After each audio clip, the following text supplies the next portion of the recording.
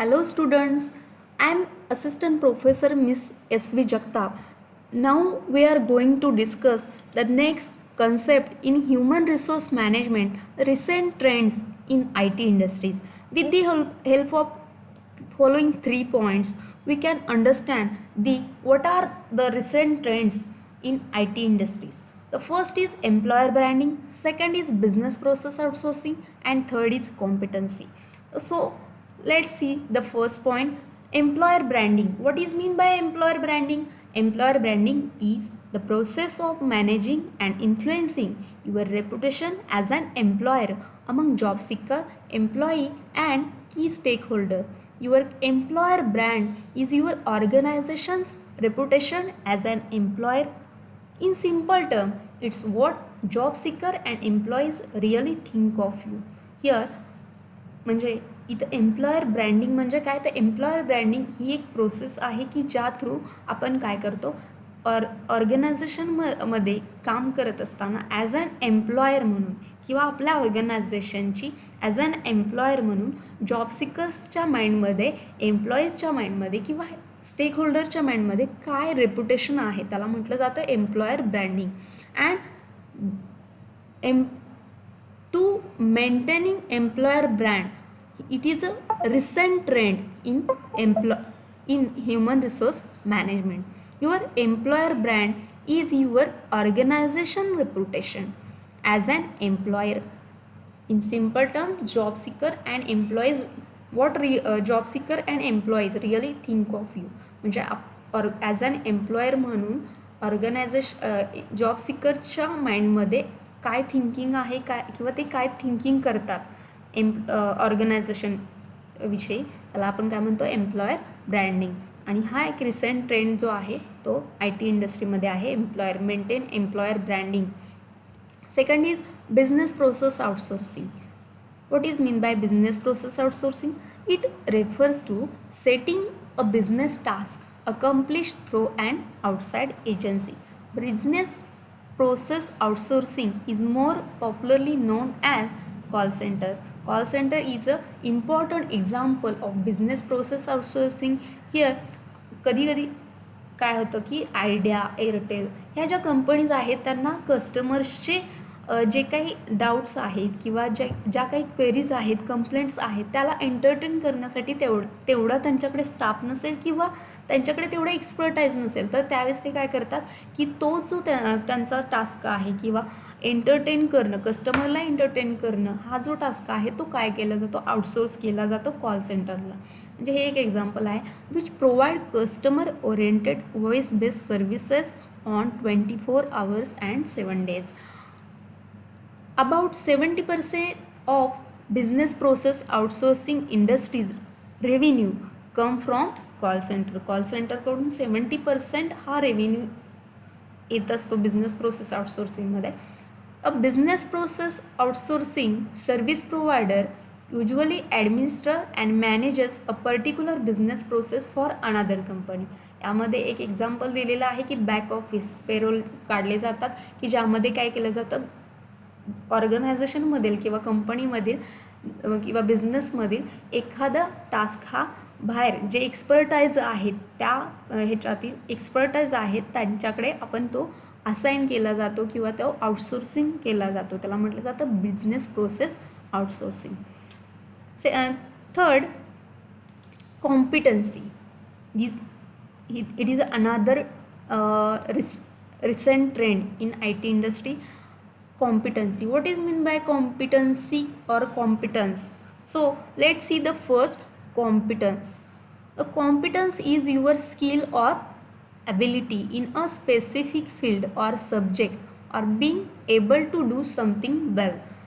And competency is a cluster of highly interrelated attributes including knowledge, skill and abilities that give rise to the behavior needed to perform a given job effectively.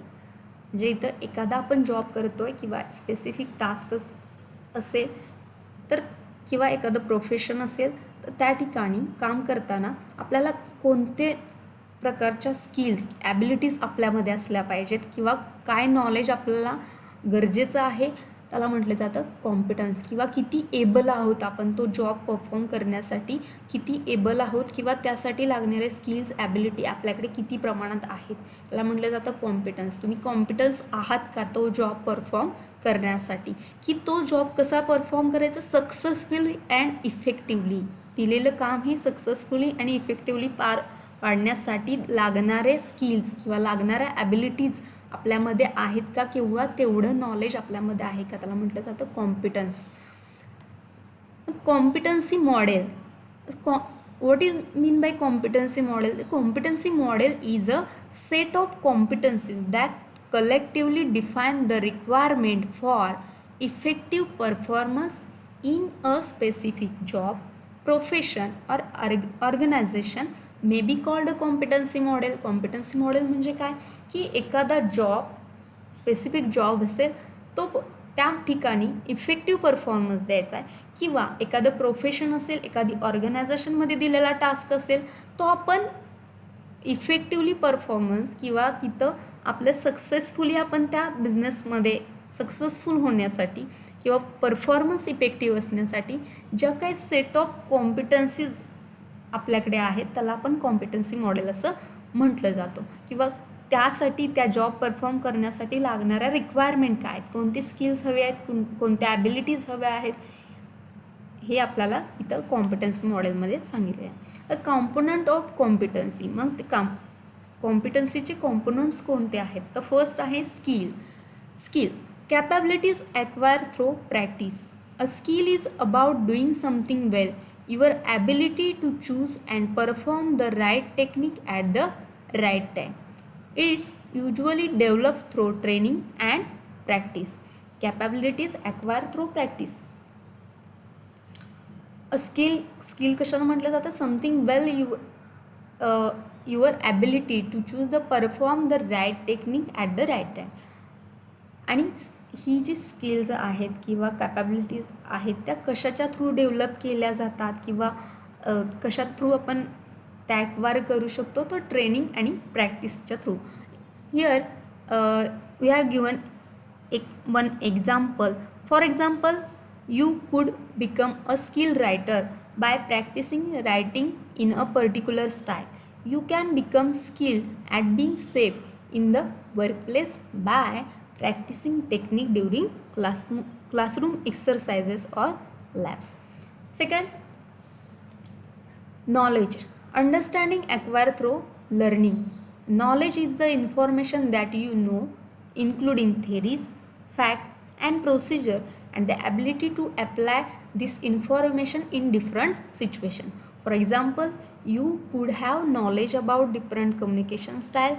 You may know the key step to plan a program or project and be well versed in strategies for evaluating success. Putting this together, task knowledge हे आपलं information कशाच्या through असते, तर आपल्याला जी माहिती आहे त्यामध्ये theory असू शकतील किंवा फॅक्ट असू शकतील किंवा प्रोसिजर असू शकतील, and the abilities to apply in this information in different situation. After that, personal attributes inherent brought to the job. An attribute is an inherent characteristic or quality and is often expressed through what you think, do and feel.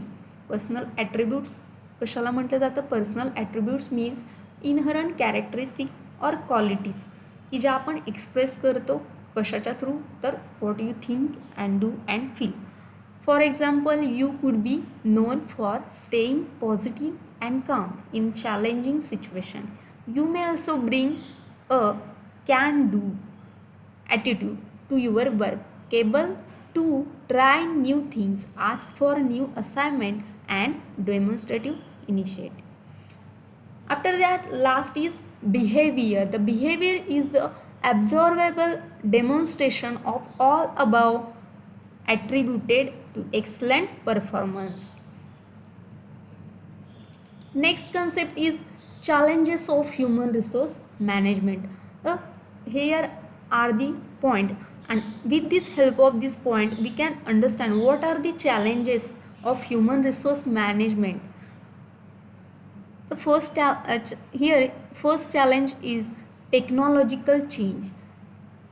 Current globalizing world require HR professional of all industries to have a global perspective to cater the needs of managing resources in optimal way. Due to global talent crunch, they are bound to look beyond traditional ways of hiring and retaining resources. This necessitates knowing what companies need, what kind of skills they require, and their experience level to justify the requirement. Means here technological change is the important challenge in front of human resource management in especially IT industries. After that, culture of sharing and learning as a team. Business can only be successful if leaders and their team are collaborating between themselves. They are learning and sharing the knowledge to grow as a single team instead of different business units. HR professionals play a key role here during shortlisting candidates. They look for mindset who can adjust within company environment, bring positive attitude and potentially become a leader. म्हणजे कल ऑर्गनायझेशनमध्ये जे team member आहेत किंवा leader आहेत त्यांच्यामध्ये culture कसं असलं पाहिजे, शेअरिंग आणि लर्निंग असं कल्चर असलं पाहिजे फॉर इफेक्टिवली जॉब परफॉर्मन्स त्यांचा इफेक्टिव्ह होण्यासाठी किंवा ऑर्गनायझेशनचे जे सेट गोल्स आणि ऑब्जेक्टिव्ज आहेत ते अचीव करण्यासाठी ऑर्गनायझेशनमधील जे एम्प्लॉईज आहेत लीडर आहेत त्यांच्यामध्ये वर्कर्स आहेत त्यांच्यामध्ये एक कोलॅबरेटिव्ह नेचर असलं पाहिजे किंवा त्यांच्यामध्ये एक कोऑपरेटिव्ह नेचर असलं पाहिजे. तिथं शेअरिंग आणि लर्निंग हे झालं पाहिजे असं कल्चर असलं पाहिजे. आणि हे एक चॅलेंजिंग टास्क आहे ह्युमन रिसोर्स मॅनेजमेंटसाठी. Third is employee and knowledge retention. Maintaining low attrition rate is one of the major challenges which every HR professional faces in IT industry. IT इंडस्ट्रीमध्ये एक इम्पॉर्टंट चॅलेंज आहे की जे employees आहेत त्यांना retain करून ठेवणं किंवा आहेत त्या एम्प्लॉईंनी सोडून न जाता, ऑर्गनायझेशन सोडून न जाता आहे त्या ठिकाणी काम करणं, म्हणजे त्यांचा ॲट्रिशन रेट जो आहे तो लो ठेवण्याचं किंवा मेंटेन करण्याचं काम हे एक चॅलेंज आहे. Training new talent, knowledge sharing of costly affairs, and good companies are willing to go extra miles to save talent and maintain a growing and positive work environment. जे आहेत त्या एम्प्लॉईला ट्रेन केलं जातं किंवा न्यू टॅलेंट आहेत त्यांना train करणं किंवा नॉलेज शेअर करणं हे एक कॉस्टली आहेत, पण गुड कंपनीज ज्या आहेत ते त्यासाठी एक्स्ट्रा पेड करतात आणि त्यांचे जे आहेत ते टॅलेंट सेव्ह करतात किंवा आहेत ते टॅलेंट ऑर्गनायझेशनमध्ये कसं राहील किंवा ते एम्प्लॉई एका ऑर्गनायझेशनमधून दुसऱ्या ऑर्गनायझेशनमध्ये जे टर्नओव्हर असतो, एम्प्लॉई टर्नओव्हर तो रेट कसा कमी ठेवता येईल यासाठी इथं प्रयत्न करणं हे एक चॅलेंजिंग टास्क आहे. नेक्स्ट आहे recruitment planning. Recruitment planning is most important component in new people management with special reference to IT industry. We have to deal with human assets, so it becomes important and have good quality of people in the organization.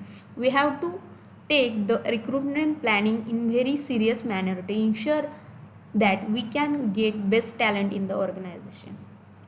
Recruitment planning करणं ही सुद्धा एक important किंवा challenging task आहे human resource मॅनेजमेंटमध्ये आणि IT इंडस्ट्रीजमध्ये, की त्या ठिकाणी ऑर्गनायझेशनमध्ये आपण ह्युमन रिसोर्स मॅनेजमेंटमध्ये आपण म्हणतो की human is an asset. Human ही एक ॲसेट आहे. मग असे एम्प्लॉईज की जे गुड क्वालिटीचे एम्प्लॉईज आहेत किंवा टॅलेंटेड आहेत, कॅन्डिडेट आहेत, ते ऑर्गनायझेशनमध्ये आणण्यासाठी किंवा आपल्या प्रॉस्पेक्टिव्ह जे एम्प्लॉईज आहेत ते आपल्या ऑर्गनायझेशनमध्ये आणण्यासाठी आपल्याला रिक्रुटमेंट प्लॅनिंग अशा पद्धतीनं केलं पाहिजे की आपल्याकडे गुड क्वालिटी पीपल आले पाहिजेत ऑर्गनायझेशनमध्ये रिक्रूट करण्यासाठी. आणि हे एक चॅलेंजिंग टास्क आहे आणि हा चॅलेंजिंग टास्क तुम्हाला व्यवस्थित जर हे करायचं असेल तर त्यासाठी आपल्याकडे रिक्रुटमेंटचं प्लॅनिंग हे सिरियस मॅनरनी केलं पाहिजे की तेवढ्या सिरियसली आपण ते काम केलं पाहिजे रिक्रुटमेंट प्लॅन करणं. After that performance management. Now the challenge is how to manage the performance of your employees. You have to get right person in a organization to manage your business. The challenge should be to create performance culture where you can provide opportunities for enhanced performance, where optimum performance become a way of life. Means here is another challenge, of performance management. Manage the performance of your employees is the another important challenge in front of human resource management. After that, training and development. This is another challenging area in IT industry. We have to chalk out a suitable strategy for training and development so that employees are well equipped to handle the challenges in advance. म्हणजे आपल्याला अशा स्ट्रॅटेजीचं planning केलं पाहिजे की ज्यामध्ये आपण training आणि डेव्हलपमेंटच्या थ्रू एम्प्लॉईजला अगोदरच जी चॅलेंजेस फेस करावी लागणार आहेत त्यासाठी आपण काय करतो तर रेडी करतो आहे, ॲडव्हान्समध्ये रेडी करतो आहे की आपल्याकडे आपल्याला जी चॅलेंजेस फ्युचरमध्ये आहेत त्यासाठी आपण एम्प्लॉईला रेडी करणं ट्रेनिंग आणि डेव्हलपमेंटच्या थ्रू. हे एक इम्पॉर्टंट चॅलेंज आहे. Last is compensation management. The IT industry is one of the high paying industry. This is very competitive industry. We have to attract best talent, offer best possible compensation package to employees.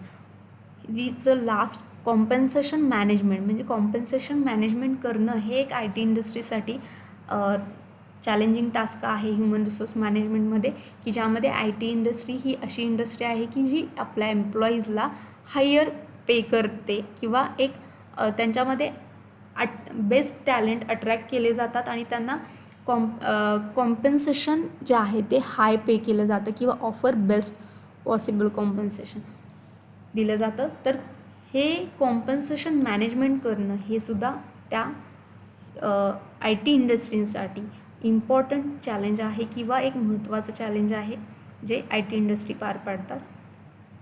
So these are the points are challenges of human resource management. So thank you students.